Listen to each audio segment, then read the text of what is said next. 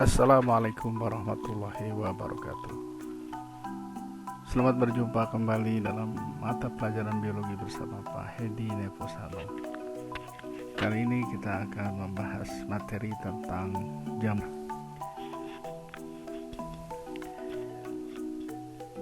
Kompetensi dasar materi tentang jamur adalah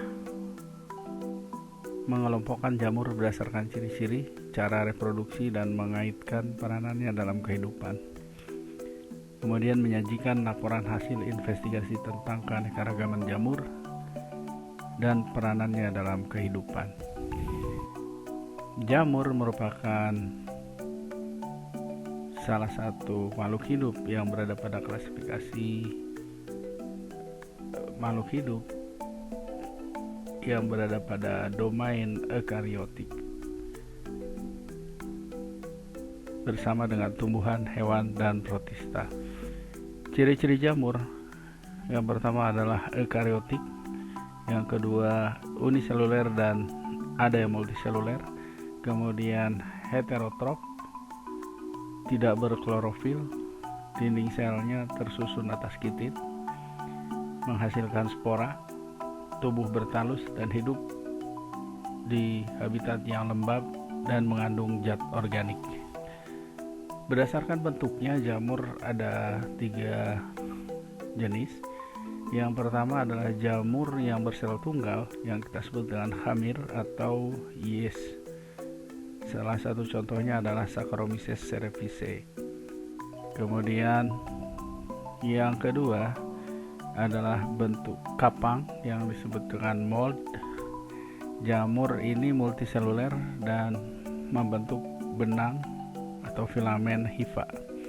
Contohnya adalah Rhizopus oryzae. Kemudian cendawan atau mushroom, yaitu jamur multiseluler yang berbentuk tubuh buah. Ada yang seperti payung, contohnya Letinus edodes. Kemudian ada yang seperti kuping, Auricularia polytricha. Kemudian ada yang setengah lingkaran berupa kayu, yang contohnya adalah Ganoderma aplanatum, dan bentuknya bundar, yaitu Volvaria volvacea. Berdasarkan cara hidupnya, jamur juga kita kelompokkan menjadi 3. Yang pertama adalah jamur saprofit, yaitu jamur-jamur yang mengambil nutrisi zat organik dengan menguraikan sisa-sisa makhluk hidup lain. Contohnya adalah Mucormucedo yang biasa tumbuh pada sisa-sisa tumbuhan seperti daun-daun yang sudah gugur dan batang-batangnya. Kemudian yang kedua adalah cara hidupnya parasit, yaitu jamur itu mengambil nutrisi zat organik dari makhluk hidup yang masih hidup. Contohnya adalah jamur pada jagung, pada buah jagung, Fusarium moniliforme. Kemudian cara hidup yang ketiga pada jamur adalah bersimbiosis mutualistis, yaitu jamur yang hidup bersama saling menguntungkan dengan makhluk hidup lain. Contohnya adalah Mycorrhiza yang berada di sekitar akar tumbuhan, membantu penyerapan air dan menjaga kelembaban tanah, sambil dia juga mengambil keuntungan dari tanaman tersebut. Kemudian tubuh jamur multiseluler itu berbentuk filamen atau benang yang kita sebut dengan hifa. Jalinan benang-benang hifa akan menyusun miselium, dan kita ada 2 jenis hifa. Yang pertama adalah hifa yang bersekat, dan yang kedua adalah hifa yang tidak bersekat, yang kita sebut dengan hifa senositik. Hifa yang bersekat terdapat pada jamur-jamur Basidiomycota dan Ascomycota, sedangkan yang tidak bersekat atau hifa senositik terdapat pada Zygomycota. hifa tersebut akan tumbuh dari spora yang dapat dihasilkan dari spora vegetatif yang disebut dengan spora ngiospor ataupun spora generatif. Yang pertama kita bahas dulu spora ngiospor, yaitu spora vegetatif yang akan membentuk struktur tubuh pada zygomicota. Strukturnya yang akan ada adalah ada stolon atau semacam batang yang merambat secara horizontal, kemudian ada semacam akar yang disebut rhizoid, kemudian ada sporangiopor yaitu tiang yang menyangga sporangium, ada sporangium yaitu kotak sporanya, dan sporangiospora. Kemudian pada ascomycota dan basidiomycota, tubuh vegetatifnya akan berupa conidia. Conidia hampir sama dengan tadi sporangiospor yang terdapat di dalamnya ada stolon, rhizoid, kemudian ada conidiofor dan conidia. Kemudian conidia ini akan menghasilkan conidiospora. Secara generatif ataupun seksual, maka kita akan mengenal spora yang dihasilkan hasil dari proses generatif berupa plasmogami, karyogami, dan meiosis. Yang pertama adalah zygospora pada zygomicota, kemudian ascospora pada ascomycota, dan basidiospora pada basidiomycota. Proses pembentukan zygospora ini akan melalui proses yang disebut dengan plasmogami. Jadi ada micelia yang bertemu di nomor 1, kemudian nomor 2 akan membentuk zigot pada nomor 4. Kemudian zigot ini akan membentuk zygosporangia. Kemudian akan terjadi penggabungan inti dari sel-sel yang tadi mengalami plasmogami. Kemudian akan meiosis dan akan menghasilkan spora baru, spora yang disebut dengan zygospora.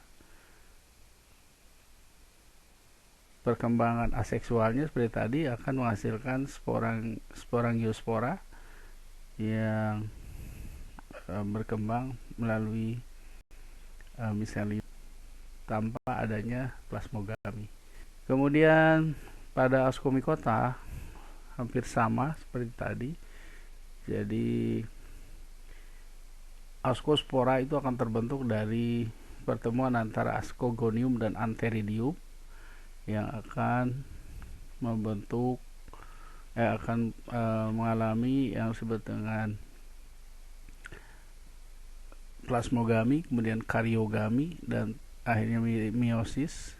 Dari meiosis kemudian dilanjutkan dengan mitosis, sehingga setiap ascus akan memiliki 8 spora yang akan kemudian berkembang. Secara seksualnya tadi akan membentuk conidia. Berikutnya adalah pada basidiomycota, hampir sama seperti itu. Ada plasmogami, kemudian diikuti dengan karyogami dan meiosis. Selanjutnya akan dihasilkan basidiospora.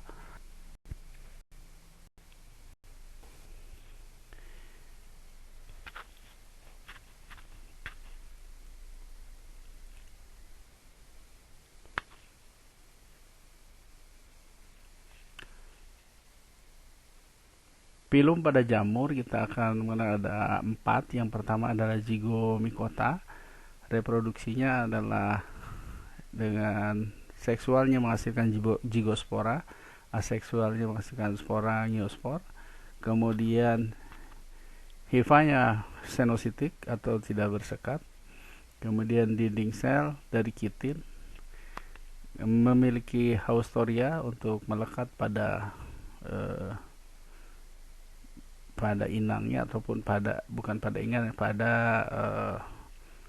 substratnya, kemudian menghasilkan zigospora tentunya.